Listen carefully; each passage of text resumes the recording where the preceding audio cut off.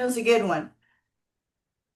Welcome back to Roaming with Restless Women. Today, I have an author and a photographer with us. I'm so excited to have her, Kim Gottlieb Walker. Kim's career as a photographer covered a wide range of subjects, from classic rock and roll, which my husband loves, reggae and politics in the 60s and 70s, to major motion pictures and television shows. While still at UCLA, where she received a BA in motion picture production, she shot for underground LA newspapers and magazines, including Crawdaddy, The Staff, and Music World. She also shot the stills for John Carpenter's Halloween, The Fog, Christine, and Escape from New York, and worked at Paramount Pictures for 9 years as a production photographer for Cheers and 5 years for Family Ties, two of my favorite shows. For 3 decades, she was an elected representative for still photographers on the National Executive Board of IATSE Local 600, the International Cinematographers Guild. Her coffee table photo books of Bob Marley and the Golden Age of Reggae and On Set with John Carpenter are now in multiple printings. She has a gallery shows in London, Los Angeles, and New York. And finally, her novels are Lynn's Woman in Love, a novel of the 60s and 70s, and the not yet published historical novel, Caterina by Moonlight, about a girl growing up in Renaissance Florence in the late 15th century. She also has a short story, Summer of Love, 1967, which appeared in multi-award winning anthology Feisty Deeds. I have her websites, which I will definitely put in the show notes. Welcome, Kim. I'm so excited to have you today. Oh, I couldn't be more pleased to be here. Well, Kim has asked for me to allow her to share her screen so she can tell her story of how Lynn's Woman in Love was actually inspired. So we're going to start there because I think this is just completely fascinating, especially in today's environment. So go ahead, Kim, talk about how you got inspired. All right. Well, I had such an interesting life and such an interesting career that I decided I didn't want to write a memoir.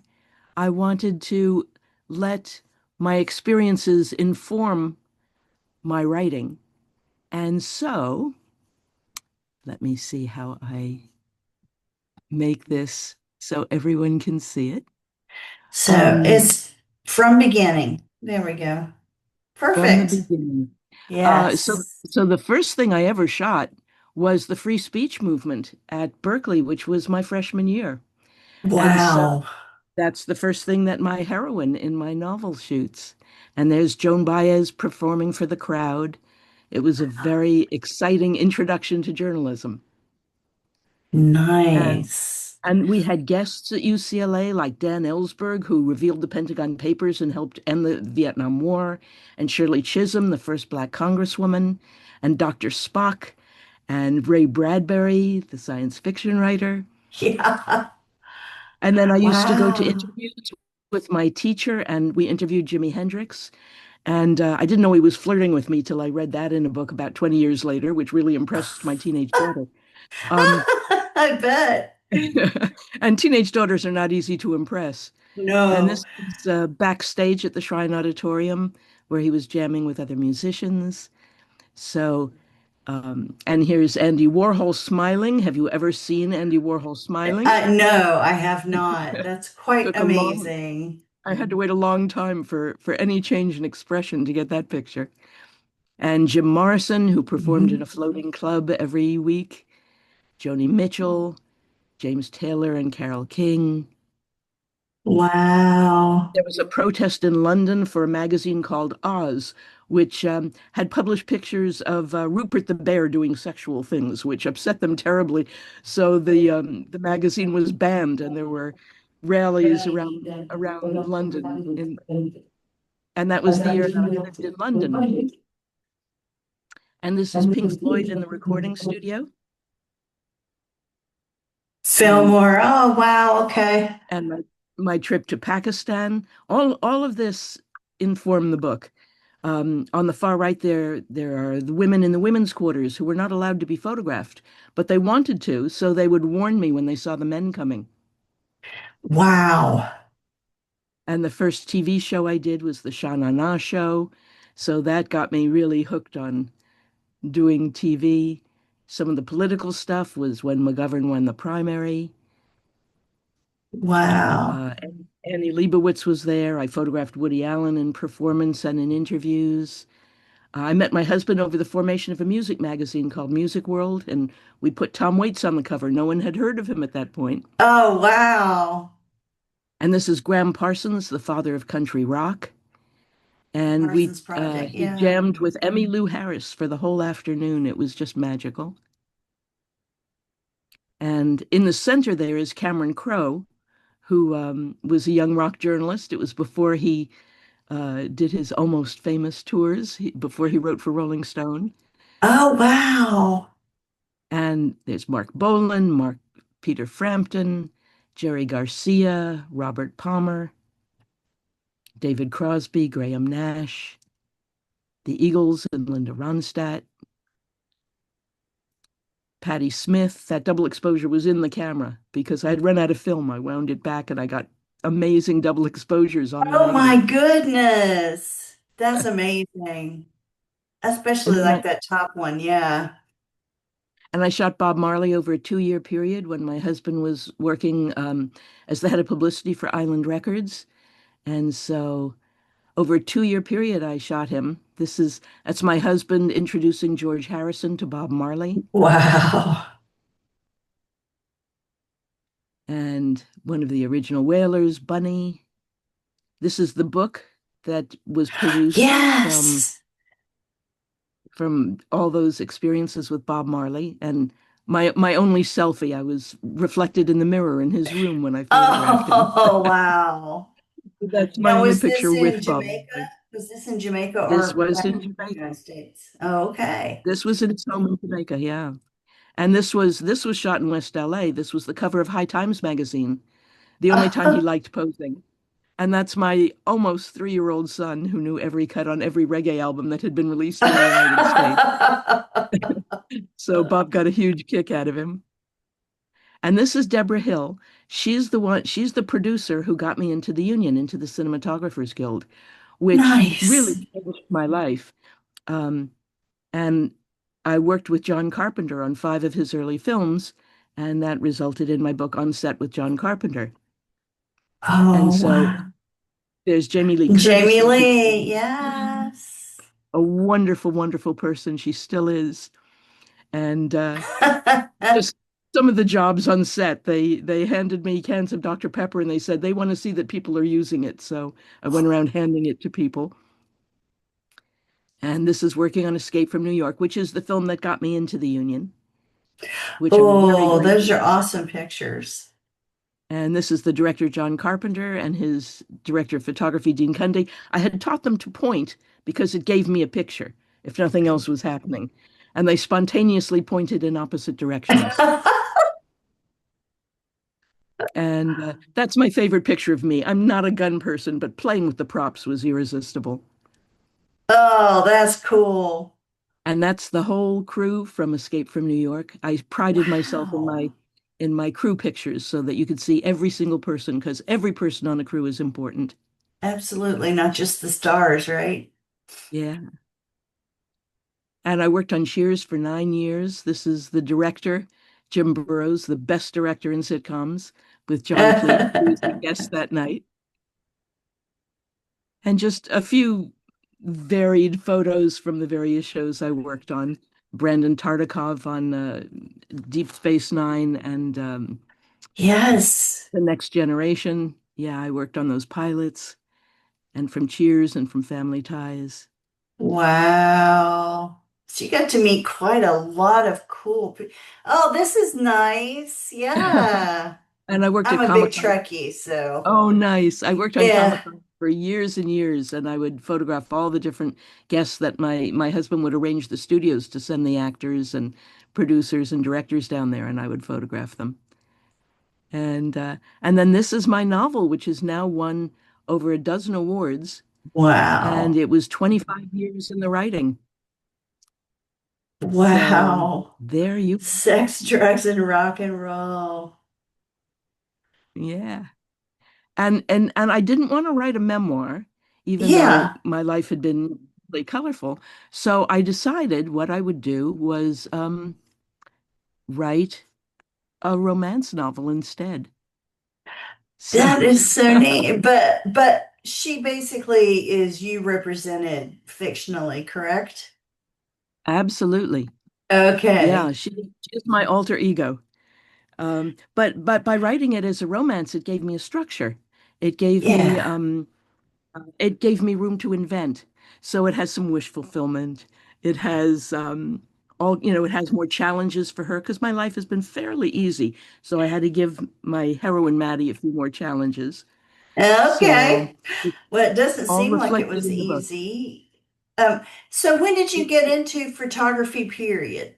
Like, were you into it from your very beginning of your life or just when you went to college? I was always interested in it. My mother worked as a photographer's assistant in the 1940s before she met my dad, Oh, and she wow. took beautiful all of her family members and of my father. And she taught me about light and how all photography is only light and dark. And so you really have to see how light is reflecting off people's eyes and their bone structure. And so she taught me a lot. And originally, I wanted to be a cinematographer, but there were no avenues to do that. And shooting stills, I could do all on my own. So once I started doing that and shooting for the Underground Press and putting together the portfolio and shooting all the rock and roll stars, it became my profession. And Wow. having that portfolio led me into doing films. Mm-hmm. And Deborah Hill had been a script supervisor on a little film that was never even released. But I had worked on that film, and she remembered me and brought me on to Halloween, John Carpenter's first really Yeah. successful film. And so I became part of that crew and worked with them on five films, which was fabulous. And that got me into the Cinematographers Guild. Deborah Hill fought for me, got me into the Cinematographers Oh, Guild. wow. And once I got in, I was on their availability list, and they called me to do Cheers one night, and we got along so well, it became a 9-year job, which was absolutely wonderful. And also, while serving on the Cinematographers Guild board, I ran for office and represented still photographers there. So I was intimately aware of all the problems that they had on set and trying to help solve them.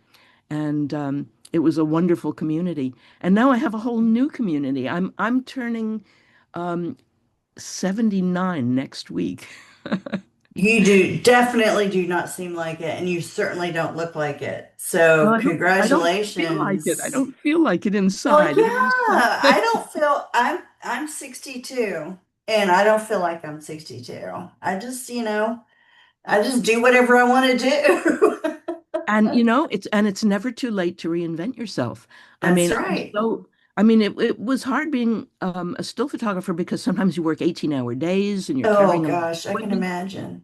And at this point, I'm so happy to be retired and to have my union pension and my retiree health care. And it frees me to reinvent myself as a novelist. That's And crazy. So you're working on a new one, you said. Katerina by Katerina by Moonlight? Moonlight. I wrote Okay. that during the pandemic. I spent the entire pandemic basically Wow. in the late 15th century. Oh my So, goodness. So you and did a because, lot of research and oh, yes, so much research. And it's wonderful because when you're writing historical fiction, you're really keeping your brain alive because so much oh research is yeah. necessary, just to find out what people ate and how they got from one place to another and what they were wearing and what the historical Yeah. the time period you're writing about. And also, being a writer, it gives you a community, a wonderful community of fellow writers who are willing to share their knowledge, their expertise, the challenges they've come up against and how they solve them. And I attended so many writing seminars, just online on Zoom. And there were always women there my age. And I'd put in the chat, are Uh-huh. there any other women there over 70 who were writing? And there were so many of us in retirement who were writing that I started a weekly meeting on Zoom of vintage writers, and we're all over 70, and we write all different Wow. kinds of things. It's just an amazing group. And what are some of the reasons why the women in your group have chosen to write? Well, like me, they're in retirement. They've Mm-hmm. had interesting careers that they can draw. For instance, one of the women, Rosalind Tukolsky, she taught computer science in high school for her whole life. And she wrote the Wow. Barron's book, the coaching book on computer science. And she now writes thrillers. And Oh, I the bet she heroine of loves her that. thrillers is, Yeah. is a computer genius who knows about hacking, who knows all the different things that her students would get into trouble with, you know? Oh, I Um, love it. and so she's written absolutely wonderful thrillers. One is called A Reluctant Spy, and one is called The Fourth Woman. And they're terrific. They're absolutely terrific. And she had been having troubles with her publisher, and she joined our group, and we helped her troubleshoot, and she ended up self-publishing and is having a tremendous success with it. Oh, that's And terrific. there's another woman named Janet, uh, oh dear, Karen Lee Cohn, who writes basically self-help spiritual books about how we can make the world a more peaceful place, one person at a time. And her book is Oh, called Let's Be Peace. And it that's started a whole movement. beautiful. So Yeah.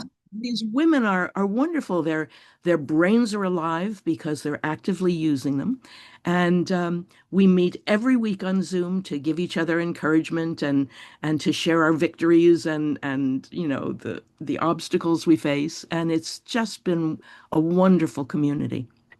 Wow. So have you stayed in touch with the cinematographer guild and all of the folks that are there as well? Absolutely, and I love to mentor kids who are interested in photography or It's a interested whole in different ball of working. wax these days, isn't it, with all the digital? Oh yes. Oh, yes, Oh, it's a big challenge because everybody has a cell phone and it kind of destroys the security of the set. And so there's a lot to learn. There's a learning curve there, just like there's a learning curve to become a writer.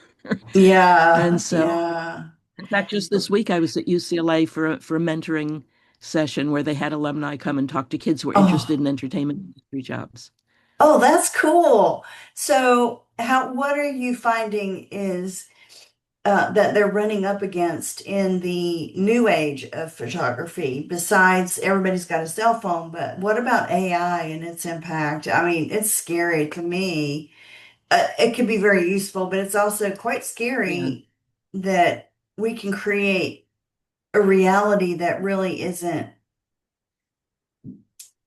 Isn't real. true. Yeah, Yes. it's not real, and It people is. believe it. Yes, it is scary. Um, it is for writers as well, because now people think they can write a book by just telling AI their general idea and letting AI write the book. Ugh, But yeah, but AI doesn't have emotion. It doesn't no, have empathy. It doesn't have a sense of humor or a sense of, satire or irony. There's nothing like a book written by a human being that really expresses their experiences. And I think most people yeah, probably do have a book in them because everybody has experienced the universal emotions that we all go through.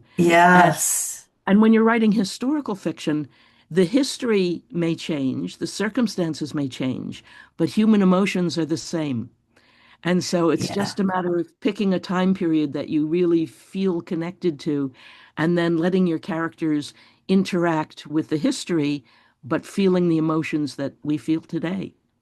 Well, one of the things that I think, just in when you were showing me some of your artwork or your pictures, your photographs, what an AI can't do is capture the moment and the expression and the feeling that you actually see in your stuff. Like that, the picture of Andy Warhol smiling. Exactly. AI can only homogenize and put together stuff that other people have done. It can't Right. create. It doesn't actually create on its own.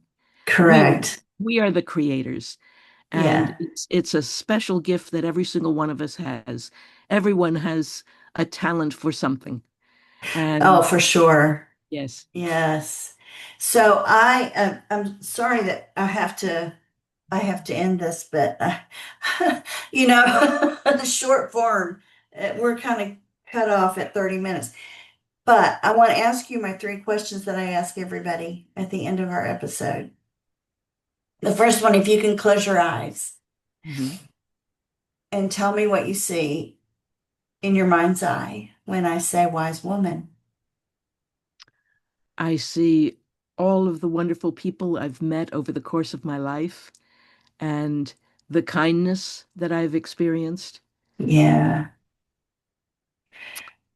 Oh, Jamie Lee Curtis would be on in my list of women. She and Meryl Streep both in my Oh, list of wise women for oh, sure. Jamie Lee is one of the finest people on the face of the earth. She is so Absolutely. kind and compassionate, and she gets out there and speaks up, even about subjects that are uncomfortable.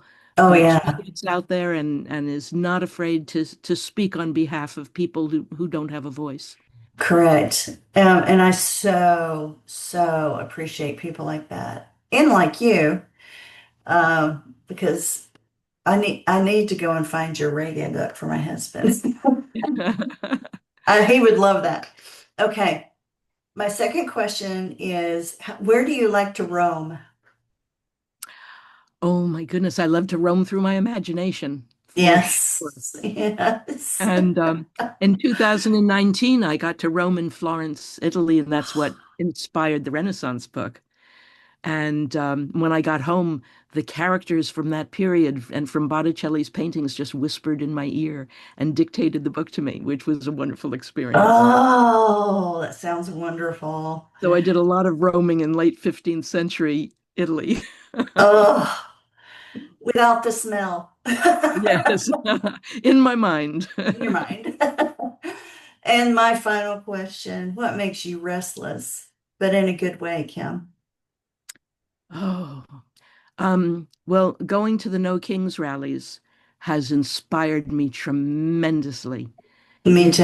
Yeah. it has reminded me that the majority of people in this country are good people who care about their Yes. neighbors and who appreciate the Constitution and our liberties and are willing to stand up for it. And that has Yes. restored my faith in mankind.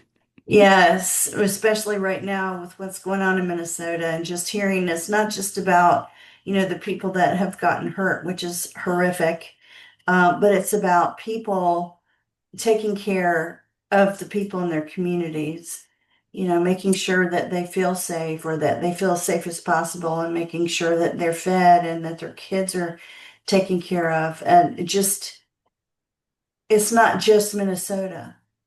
Absolutely. What we And as a, really find is that people step up.